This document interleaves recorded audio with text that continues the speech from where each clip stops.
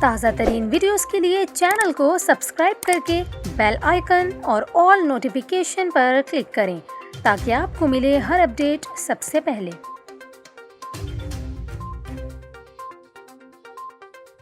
اور ابھی آپ کو بتائیں، صوبہ خیبر پختونخوا کے ضلع شمالی وزیرستان میں مقامی علماء نے آج اتوار کے روز عید الفطر منانے کا اعلان کر دیا۔ میر علی کی مقامی جامعہ مسجد کے مفتی شیر اکبر نے شوال کا چاند نظر آنے کا اعلان کیا۔ ان کا کہنا تھا کہ 1 مئی اتوار کے روز عید الفطر منائی جائے گی۔ رپورٹس کے مطابق شمالی وزیرستان کے مختلف علاقوں سے چاند نظر آنے کی شہادتیں موصول ہونے کا دعویٰ کیا گیا ہے۔ رپورٹس میں بتایا گیا ہے کہ 9 افراد نے علماء کرام کے سامنے چاند نظر آنے کی گواہی دی، جس کے بعد اتوار کو عید منانے کا اعلان کیا گیا۔